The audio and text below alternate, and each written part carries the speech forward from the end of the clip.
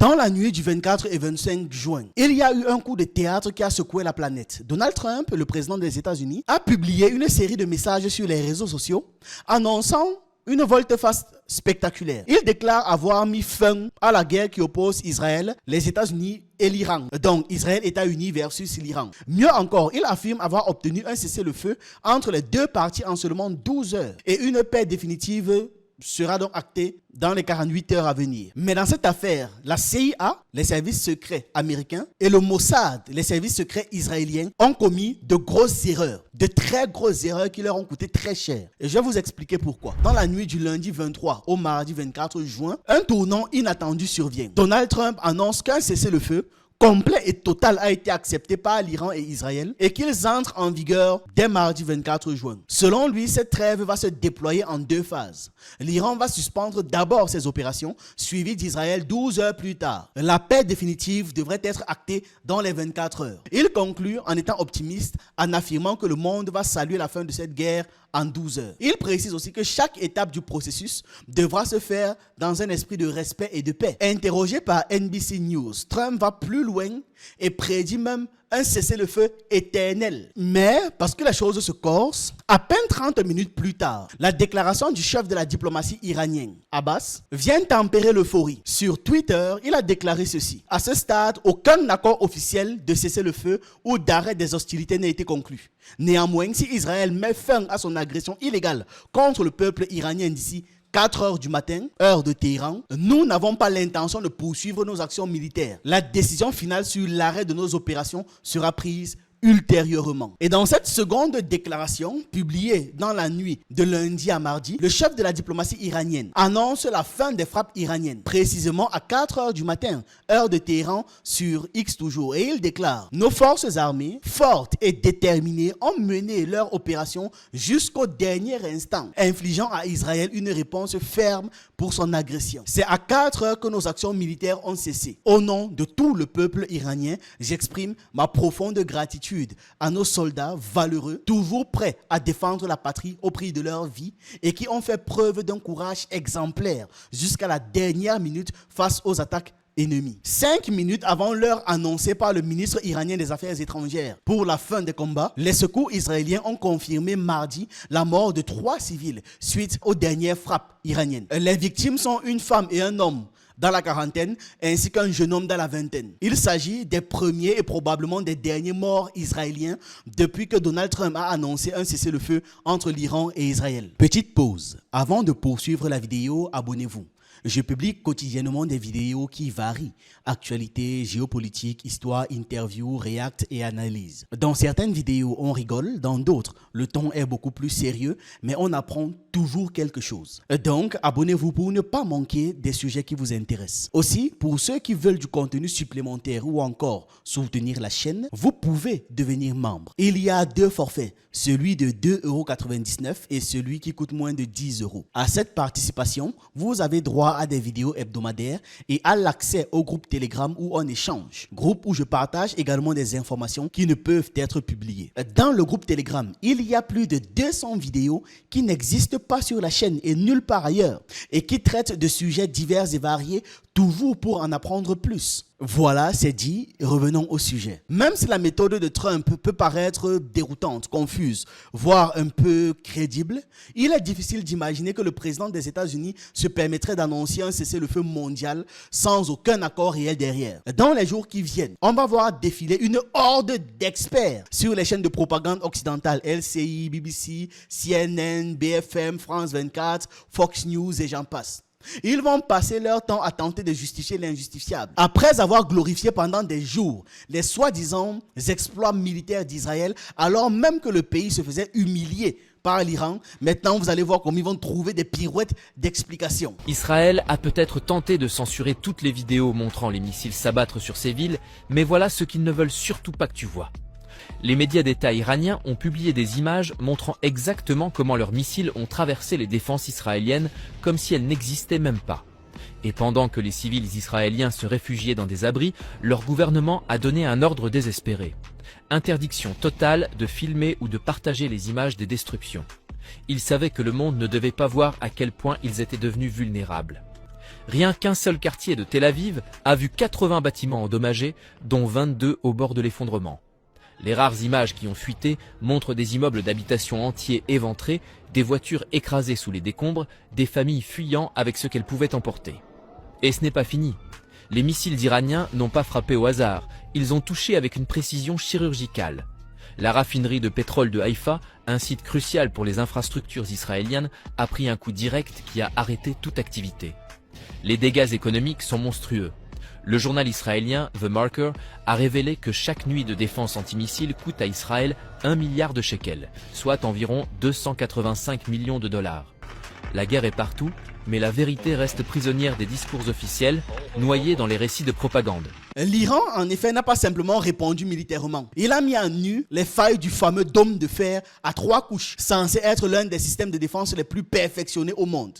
Résultat, les missiles hypersoniques iraniens ont traversé le dôme comme dans du beurre. C'était tellement facile. Ça n'a rien fait. Ça n'a pas pu empêcher les missiles iraniens d'atteindre leur cible sans rencontrer de résistance. Lorsque l'Iran lance des missiles en direction d'Israël, la première tentative d'interception est effectuée par les navires de guerre américains présents dans le Golfe arabique. Si les missiles parviennent à quitter cette zone, ils sont ensuite interceptés par les bases militaires américaines situées en Irak. S'ils franchissent également cette étape, il y a alors des tentatives d'abattage via les systèmes de défense aérienne jordaniens, ainsi que par les avions américains F-35 stationnés dans la région, et aussi par les navires de guerre américains présents à proximité. Même si les missiles survivent à tous ces obstacles et s'approchent d'Israël, une dernière tentative est faite pour les détruire avant qu'ils ne pénètrent dans l'espace aérien israélien. À partir des bases aériennes américaines situées en Méditerranée, ainsi que depuis les navires de guerre présents dans la zone. Et si malgré tout, certains missiles parviennent à atteindre Israël, au moins 3 à 4 systèmes de défense aérienne israéliens avancés, capables d'intercepter dans un rayon allant jusqu'à 2000 km, les attendent. Si certains de ces missiles réussissent à frapper des cibles à l'intérieur d'Israël, cela représente un grand succès pour l'Iran. Un désastre technologique et militaire pour Israël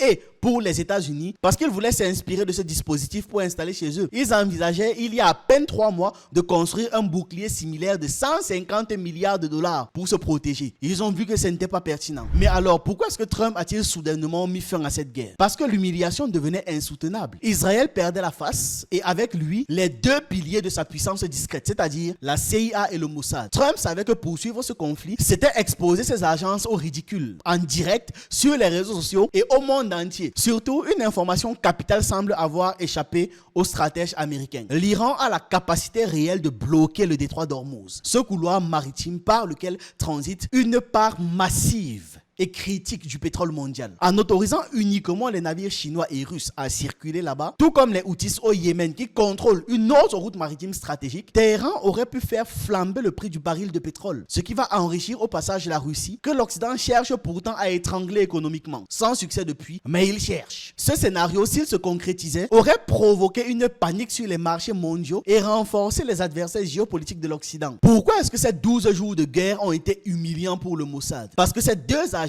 censées être les plus aguerries au monde ont commis des erreurs. Première erreur, décapiter un mouvement structuré ou un pays. Tuer les chefs pour désorganiser l'ennemi peut sembler logique. Sauf que cela prive la guerre d'un visage de la défaite, un symbole que l'on peut contraindre à se rendre. C'est exactement ce que l'OTAN a mal fait en Libye en 2011. En éliminant Kadhafi, l'Occident a empêché toute conclusion officielle du conflit. Résultat, un chaos durable et continu, une absence de fin politique claire. Même chose en Irak. En assassinant Saddam Hussein, les États-Unis ont supprimé la figure qui aurait pu incarner la défaite. Ils ont ensuite été dépassés par la transition politique, voyant émerger au pouvoir les chiites, majorité de la population naturellement proche de l'Iran. Un scénario que la CIA n'avait visiblement pas anticipé. Le Mossad, lui, aurait pu s'inspirer de la Russie. Lorsque Moscou a lancé son offensive en Ukraine le 24 février 2022, Vladimir Poutine a fait savoir dès le 5 mars qu'il ne comptait pas éliminer Zelensky. C'est le premier ministre israélien de l'époque qui en témoigne. Et malgré 3 ans et demi de guerre, Poutine n'a jamais ordonné l'assassinat de Zelensky, alors même qu'il sait pertinemment où il se trouve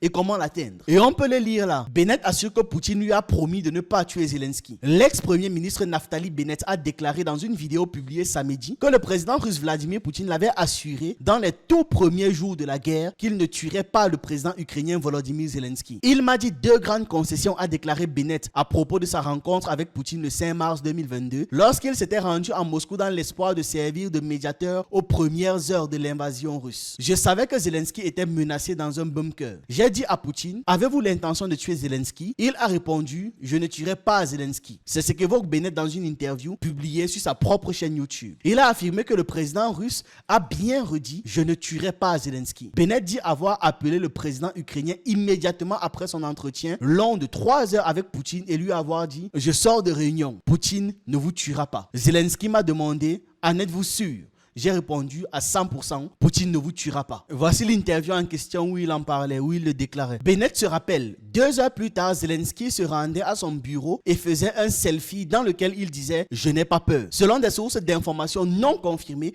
plusieurs tentatives d'assassinat contre Zelensky auraient été déjouées depuis le début de l'invasion russe. Donc vous vous rendez compte qu'il part danser, il part faire le beau, il part faire le mariole, seulement quand il a la confirmation du gars là-bas que non, on va pas le tuer. C'est là qu'il vient maintenant jouer les forts. Vu qu'il demande, gars, tu es sûr qu'on va pas m'abattre? Le gars dit oui, à 100% sûr. Il part maintenant faire les selfies.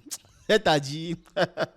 ah, terrible. Pourquoi est-ce que Vladimir Poutine a choisi de ne pas éliminer Volodymyr Zelensky? Pourquoi même laisser fuiter cette décision dans la presse, y compris dans les médias israéliens, sur YouTube et j'en passe? La réponse est simple. Parce que la Russie veut que Zelensky soit le visage de la défaite. Moscou a besoin d'un interlocuteur vivant pour symboliser la capitulation de l'Ukraine. Zelensky est conservé en vie précisément pour être celui qui, à la fin du conflit, va signer l'acte qui va acter la défaite officielle de Kiev. Il deviendra, aux yeux des Ukrainiens, le président qui aura perdu la guerre. Ce qui va permettre de désarmer psychologiquement les derniers réfractaires à la paix. C'est une stratégie aussi froide qu'efficace. La défaite a besoin d'un visage, pas d'un cadavre. Un cadavre est un martyr. Comparez maintenant ça avec l'attitude d'Israël. En déclenchant une guerre contre l'Iran au motif du programme nucléaire, Tel Aviv a commencé par tuer les négociateurs iraniens qui discutaient justement du sujet en question. C'est comme si Israël avait décidé qu'il n'y aurait jamais de fin diplomatique, aucun règlement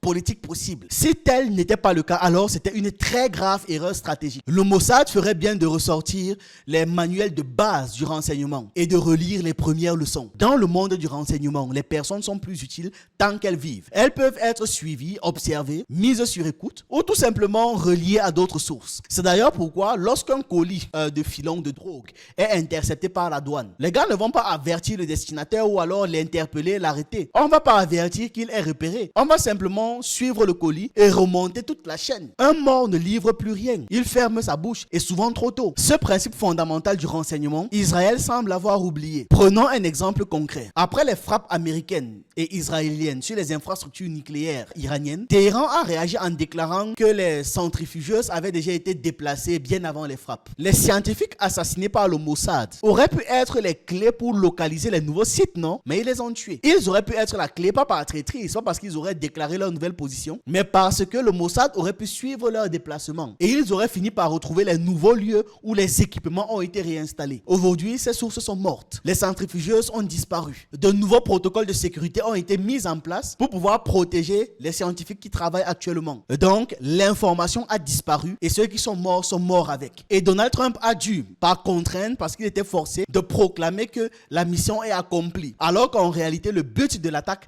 a totalement échoué. Mais il s'est pavané sur les médias pour dire que tout a fonctionné comme il fallait. Non, rien n'a fonctionné comme il voulait. Le Mossad a commis une autre erreur élémentaire. Croire qu'en éliminant quelques figures clés, le peuple iranien allait se retourner contre son propre régime. Selon leur logique simple, pour eux dans leur tête, il suffisait qu'ils frappent suffisamment fort pour pouvoir provoquer un soulèvement populaire à Téhéran et faire vaciller le pouvoir théocratique. Mais cette hypothèse s'est effondrée, s'est avérée extrêmement faux parce qu'elle repose sur une méconnaissance flagrante de l'histoire contemporaine de l'Iran. La CIA avant eux était tombée dans le même piège d'analyse. Au début des années 1980, elle était convaincue que le régime islamique fraîchement installé était fragile, isolé, sans soutien populaire et qu'une guerre ciblée suffirait à le faire tomber. Les États-Unis ont alors financé Saddam Hussein pour qu'il attaque l'Iran. Ils pensaient que le conflit allait durer quelques mois et que voilà, ça allait chuter et fini. Mais la guerre a duré 8 ans. Et au lieu de fragiliser le pouvoir iranien, cette guerre l'a renforcé. Retour sur les événements. Le conflit éclate le vendredi 13 juin 2025, alors que l'État d'Israël,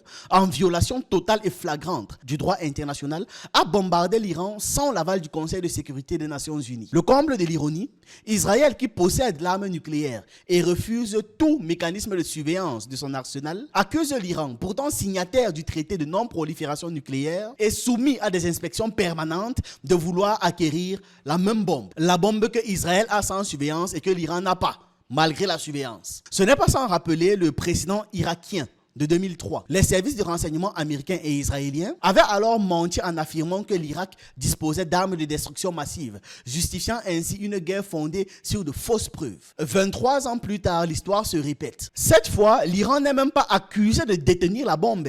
L'Iran est accusé de simplement avoir l'intention de fabriquer la bombe. Une accusation suffit pour déclencher les guerres de nos jours. Salih nous partage déjà une meilleure compréhension du déclenchement rapide de cette guerre désordonnée. Analysons ensemble la stratégie de Netanyahou avec son attaque en Iran, qui est pour moi un cas d'école de survie politique. Parce que ce qu'il faut savoir et qu'on ne dit pas assez, c'est qu'il y a quelques semaines, Netanyahou était à 2 doigts d'être renversé et en gros de perdre son gouvernement. Ça faisait des mois qu'il n'était plus en position de force, qu'il était de moins en moins soutenu par la population, mais aussi en interne, notamment l'ancien premier ministre Ehud Olmert, qui se désolidarisait complètement à cause de ce qui se passait à Gaza, et les manifestations pour le cessez-le-feu en Israël se multipliaient, et même les propres alliés de Netanyahou, les ultra-orthodoxes, menaçaient de le lâcher s'il ne supprimait pas le service militaire pour les jeunes de leur communauté. Donc Netanyahou, en réalité, ces derniers mois, il était sur un fil. Et à l'international, n'en parlons même pas. Pour beaucoup, Israël était en train de devenir un état paria comme l'Afrique du Sud en apartheid. Les manifestations à l'international ne s'arrêtaient pas. Et surtout, la reconnaissance de l'état palestinien était en train de progresser sérieusement, avec la grande conférence qui devait se tenir du 17 au 20 juin. Et justement, c'est le 13 juin, quelques jours avant cette conférence, que Netanyahou décide de bombarder l'Iran, en expliquant que c'est parce qu'il est persuadé que l'Iran va bientôt avoir la bombe nucléaire et que ce sera une menace pour tout le monde. Sauf que déjà, ça fait 30 ans que Netanyahou nous dit que l'Iran aura bientôt la bombe nucléaire. It's only a few months, possibly a few weeks, before they get enough enriched uranium for the first bomb. Mais surtout, le 15 juin, l'Iran et les États-Unis devaient se rencontrer pour une nouvelle négociation sur le sujet du nucléaire en Iran. Donc si vraiment l'objectif de Netanyahou, c'était qu'on agisse et qu'on encadre rapidement le nucléaire iranien, pourquoi est-ce qu'il n'a pas attendu la fin des négociations entre les États-Unis et l'Iran, qui avait été annoncée le 12 juin? C'est-à-dire que 24 heures avant l'attaque de Netanyahou en Iran, il savait très bien que dans 2 jours, il y allait avoir une négociation entre les États-Unis et l'Iran. Des négociations qui, bien évidemment, à cause des attaques de Netanyahou, ont été annulées. Pareil pour la conférence pour la reconnaissance de l'État palestinien. Et puis surtout, ce qui est très intéressant, c'est quand on analyse les endroits que Netanyahou a bombardés en Iran. Parce qu'encore une fois, si on suit sa logique, normalement, il devrait juste bombarder des sites nucléaires en Iran. Comme son objectif, c'est juste de faire en sorte que l'Iran ne développe pas la bombe nucléaire. Sauf que ce n'est pas le cas. Netanyahou bombarde des chaînes de télévision, des bâtiments ministériels, des bâtiments où vivent des civils, ou encore des bases militaires pour tuer des responsables politiques. Et d'ailleurs, dernièrement, il a clairement annoncé que tuer l'ayatollah Khamenei, qui est le chef de l'Iran, pourra mettre fin au conflit.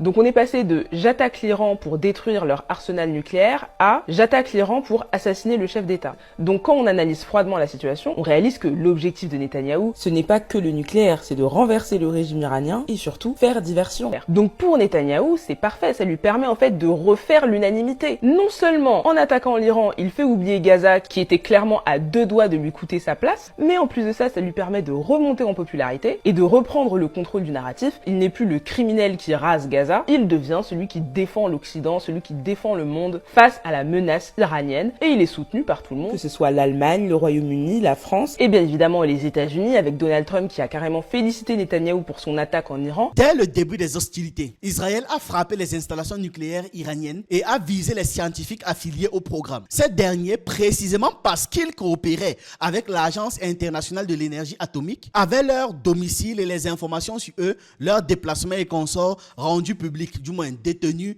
par l'organisation. C'est donc la faille là qui a été exploitée par Israël dans une opération d'une lâcheté absolue. Quelle était l'origine des fuites? Des inspecteurs de l'Agence internationale de l'énergie atomique, majoritairement occidentaux et pro-israéliens, sont accusés d'avoir transmis ces informations confidentielles. Parmi les victimes figuraient les négociateurs iraniens qui, ironie du sort, ils étaient en train d'échanger avec l'équipe de Donald Trump la veille de leur assassinat le 12 juin. En Occident, comme à leur habitude, ces assassinats ont été qualifiés d'actes héroïques. Ils ont applaudi. Le chancelier allemand avait même déclaré qu'Israël faisait le sale boulot de tout le monde. Oui, ils sont allés jusqu'à ce niveau-là. L'Iran n'a pas tardé à répliquer. Dès la soirée du 13 juin, il lance des centaines de missiles balistiques sur Israël dans le cadre de l'opération Réponse décisive. L'agence de presse IRNA affirme que Téhéran a mené une riposte ferme et ciblée contre des dizaines d'objectifs militaires israéliens. Cette contre-offensive est baptisée to Promise 3. La pression extérieure, loin de diviser, cimente plutôt l'unité nationale. Parce qu'il y a un ennemi clair, déclaré, visible. Elle a généré un nouveau patriotisme, en particulier chez les scientifiques, les intellectuels et les jeunes diplômés qui ont vu dans l'agression étrangère une raison supplémentaire de défendre leur pays. Ils avaient une cible claire, les États-Unis. Vous n'imaginez pas à quel point avoir une cible claire fédère les gens autour d'un objectif. Et c'est ce même réflexe national qui est à l'œuvre aujourd'hui. Dès que l'Israël a frappé l'Iran, ce réflexe national s'est une fois créé. En croyant que la peur ou encore la douleur allait pousser les Iraniens à rejeter leur gouvernement, les stratèges israéliens ont reproduit les mêmes erreurs de calcul que leurs homologues américains il y a 40 ans. Ils ont oublié que dans certaines nations, la souffrance crée de la résilience. Et surtout, ils ont oublié que le feu ne fait pas toujours exploser un régime. Parfois, il le forge. Voilà, c'est ce que j'avais à partager avec vous dans cette vidéo. Dites-moi ce que vous en pensez en commentaire. J'attends vos avis, vos analyses et on se retrouve une prochaine fois.